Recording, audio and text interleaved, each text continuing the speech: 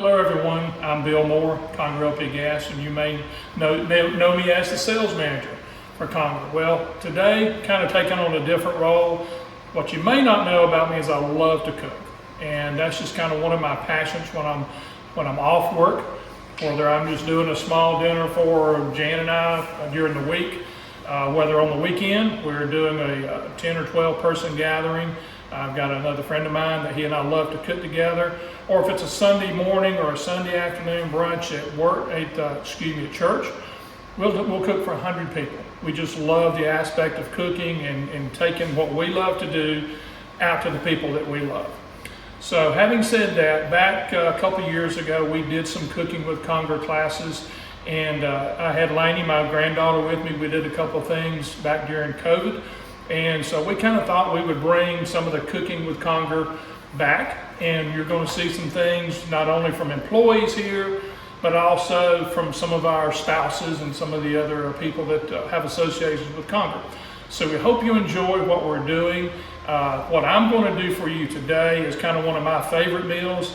I can do it as a small afternoon thing at home when I get home.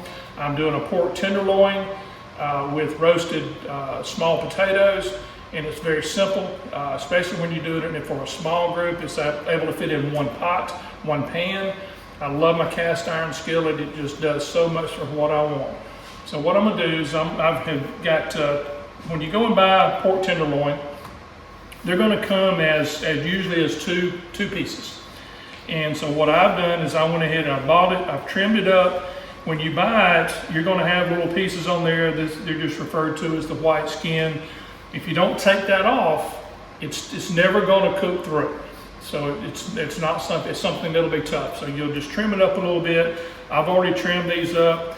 This is set out about 25 or 30 minutes. One of the things about leaving it out, especially meat, steaks, if you leave it out a little bit, it tends to cook more evenly. And I do a lot of meats like that. So the great thing about this, if I want to do, this will feed 5, 6, 7 people here. If I want to go bigger, if I want to do 15 or 20 people, I'll either add a couple more tenderloins. If I want to do 30 or 40 people, I can take the same meal and go to the pork loin, which is a bigger piece of meat. Or if I want to go fancy, I could even do the beef tenderloin, which is filet mignon. Translates identical. They all have the same silver skin on it, so it's really just however many people you want to cook for.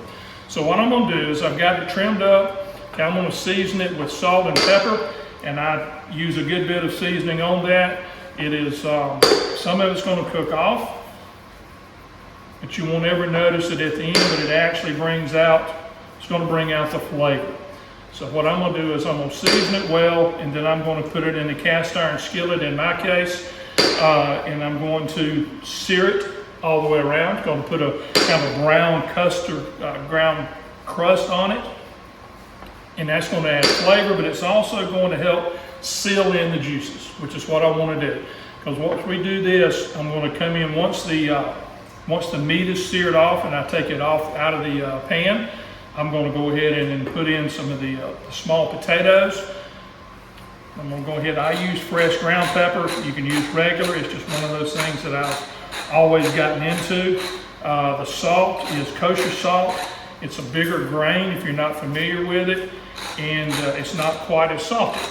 So I like to use that. Again, personal choice. You can use regular salt and pepper, which is what most people have. So salt and pepper. So I'm going to put it in the skillet so that it can go ahead and start searing.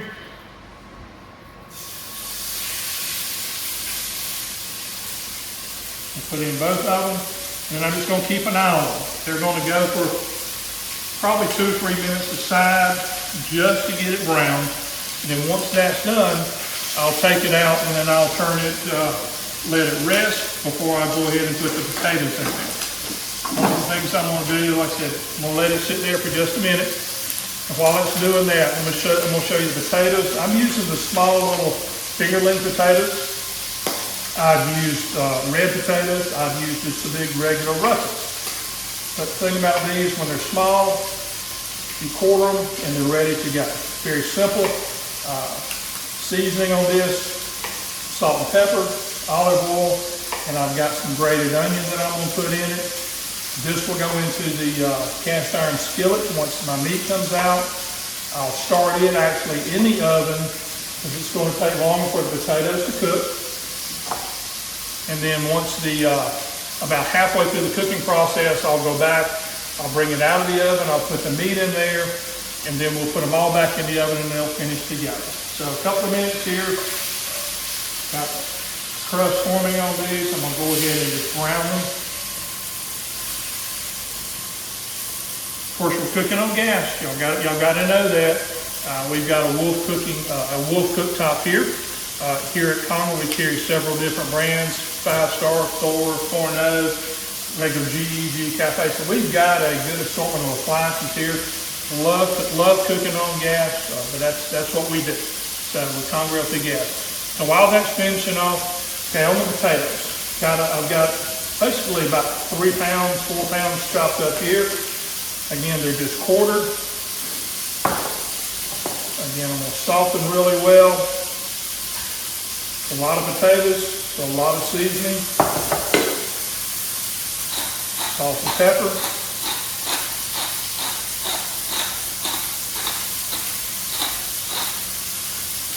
And then I've got half a Vidalia onion in this case right here. So I'm going to put it in there. And then I'm going to come back in with the olive oil. I like olive oil versus just a clear oil. There's a little bit more flavor to it. But it just adds, again, another layer of flavor. Once that's done, all I'm going to do is mix it up.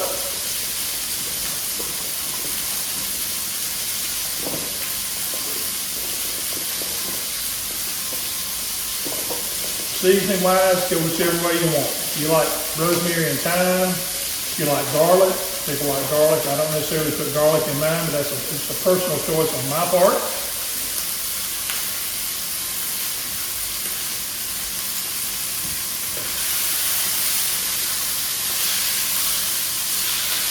Great thing about pork tenderloin, this meal, from start to finish, I can have it ready in pretty much an hour. The pork loin, especially the smaller portion, is going to cook in about 20 minutes. I'm going to put it in a 425-degree oven. I said I'm going to start with the potatoes. They're going to go about 15 minutes, 20 minutes. And I'll put the pork loin in. I'm going to be using an orange balsamic vinegar marinade or a little glaze for the pork loin when it comes out. But the pork loin is pretty much seared at this point. Got the oven off. I'm going to put it on a different platter where raw meat has not been in there. A little bit more olive oil. And then I'm going to put my potatoes in here. So what I'm going to do is I'm going to go, once this is in, all of these won't fit in here, because it's just really a good bed of potatoes. These will brown, like I said, in a 425-degree oven.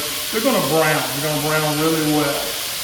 If you overcrowd the pan, they'll tend to steam and not brown real well. So I've got some extra potatoes. So I'm going to take this. I'm going to put it in the oven, 425 degrees. We'll check them in about 15 minutes. Then we'll come back and we will put the pork tenderloin on top of the potatoes, back in the oven, then we'll start checking for temperature.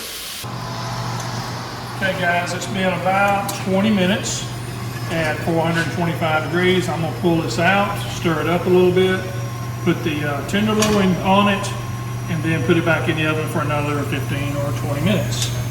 Okay, I've stirred up the potatoes, and just because I can, I'm gonna add some butter to it. It will melt in with the potatoes, probably about 3 tablespoons. I use unsalted butter for everything that I cook with, so I can control the amount of salt that goes in it.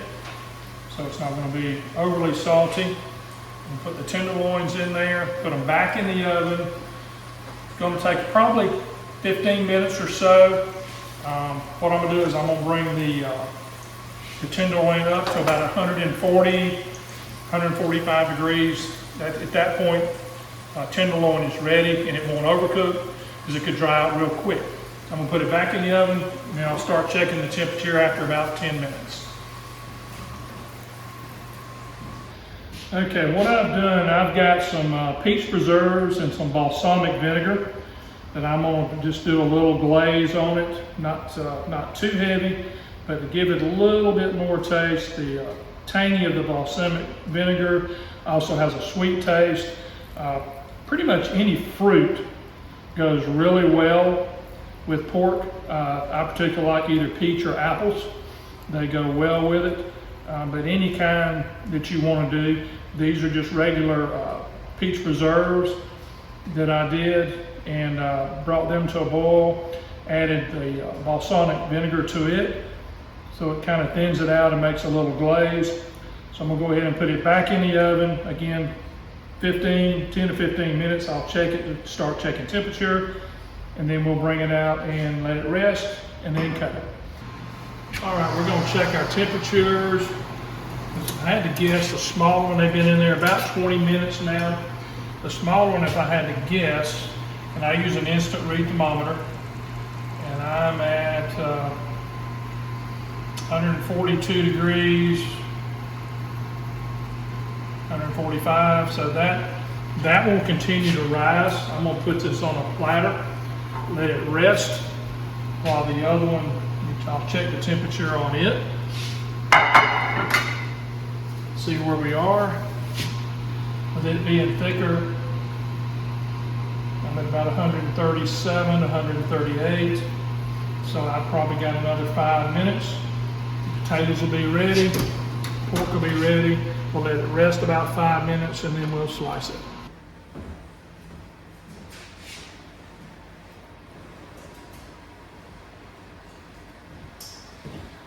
Okay, we've got another 10 minutes or so. Check the temperature, and we were at about 145 all the way on it, so that's good. The other one's been resting about 10 minutes, so I'm gonna get ready to slice it. I'm gonna set this other one on the platter. Potatoes are nice and done. Well, you do this with a green salad or vegetables if you want to do that. Makes a great meal. All told, we've done something here probably just less than an hour. So it's an easy dinner, not difficult at all. One pan, other than our prep. Like I said, so this came out at, like I said, at 145, which is where your pork can be. Anything much more than that, it can start to dry out. So we've got pork tenderloin with fingerling potatoes, a great Thanksgiving meal, simple, something a little different than say your normal treat, or this is a great one to bring. A little bit more of the marinade on there, a little glaze, and we're done. So I hope y'all enjoyed it. I hope that we at Conger can do something for y'all later on. We'd like to continue to do this. We enjoy it. Any comments, or we can post the recipe if you'd like, but it's very simple. But again, thank you for listening, and let Conger know if we can do anything for you.